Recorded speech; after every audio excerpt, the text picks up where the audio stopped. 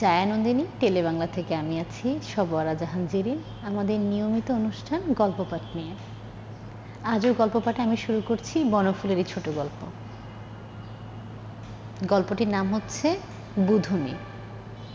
শুরু করছি আমি গল্পটি। জীবনের সহিত যদি প্রদীপের উপমাটা দেওয়া যায়, তাহলে বিল্টুর জীবন প্রদীপের তৈল নিঃশেষ প্রায় হইয়াছে।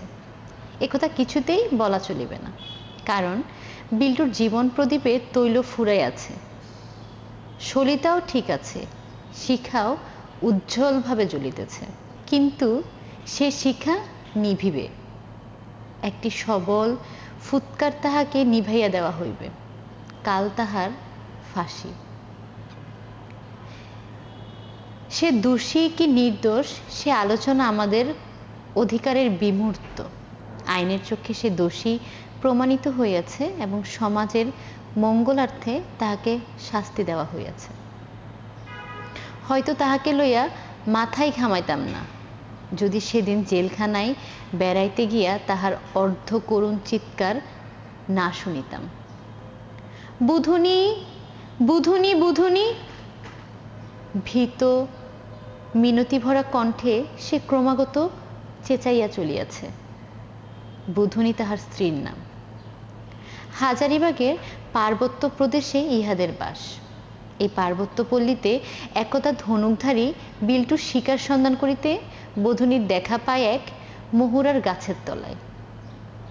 নিকষ কৃষ্ণাঙ্গী কিশোরী বধূনি। সভ্য কোনো যুবক আলোচায়া খচিত মহুয়ার তরুতলে কোনো কিশোরীকে দেখিলে যে ঐদ্যাসনিত ভরে চলিয়া চাইত, বিল্টু তাহা করে নাই। বন্য পশুর মতো সে তাড়া করিয়াছিল। হরিণীর মতো দ্রুতবেগে পলায়ন করিয়া বধূনি সেদিন নিস্তার পায়। তখনকার মতো নিস্তার পাইল বটে, কিন্তু বিল্টু তাহাকে স্বস্তি দিল না। অসভ্যটা তাহাকে দেখিলেই তাড়া করিত। তাহার পর সে বাঞ্ছিত দিবস আসিল। ইহাদের মধ্যে বিবাহের এক বিচিত্র প্রথা প্রচলিত ছিল।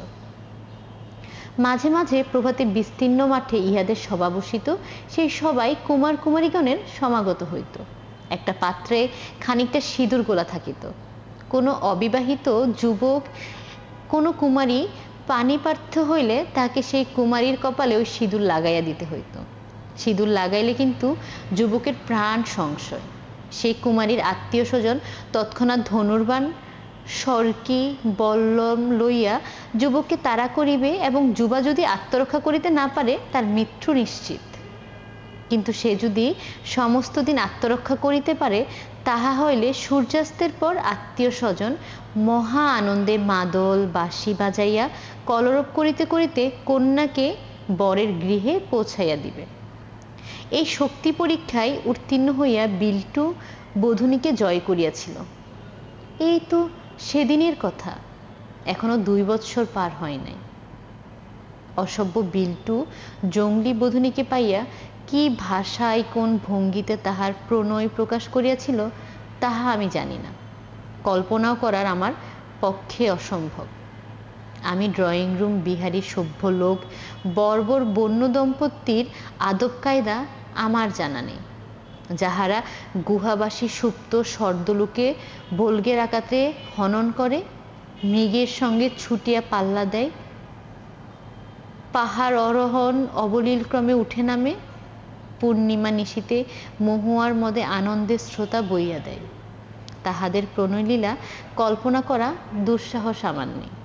শুধু এটুকু জানি, বিবাহের পর বিল্টু বধূনিকে এক দণ্ড ছাড়ে নাই, এক দণ্ডও না। বনে জঙ্গলে পর্বতে গুহায় এই বর্বর দম্পতি অর্ধনগ্ন দেহে অবিচ্ছিন্নভাবে বিচরণ করিয়া বেড়াইত। বধূনির খোপায় টকটকে লাল পলাশ ফুল, বিল্টুর হাতে বাঁশের বাঁশি, এই তাদের সম্বল। সহসা একটা বিপর্যয় ঘটাই গেল। বধূনি এক সন্তান প্রসব করিল। অসহায় ক্ষুদ্র মানব শিশু। বধূনির সে কি আনন্দ! বর্বর জননীরও মাতৃত্ব আছে, তাহারও অন্তরে সন্তান লিস্পা স্নেহময়ী জননীর কল্যাণী মূর্তিতে আত্মপ্রকাশ করে। নারীত্বের ধাপে পা রাখিয়া বধূনি মাতৃত্ব লোকে উত্তীর্ণ হইয়া গেল। বিল্টু দেখিল, এ কি, বধূনি দখল করিয়া বসিয়াছে এই শিশুটা। বধূনি তাহার আর একার নয়, বধূনির ভালোবাসা ভাগ হইয়া গেল। অসহ্য লাগতে লাগলো বিল্টুর কাছে। বিল্টুর ফাঁসি দেখিতে গিয়াছিল। সে মৃত্যুর পূর্বক্ষণ পর্যন্ত চিৎকার করিয়া গেল, বধূনি বধূনি বধূনি। ভগবানের নামটা পর্যন্ত একবার করিল না। তার বিচার, তার ফাঁসি। নিজ শিশু হত্যাকারীর প্রতি কারো সহানুভূতিও হইল না।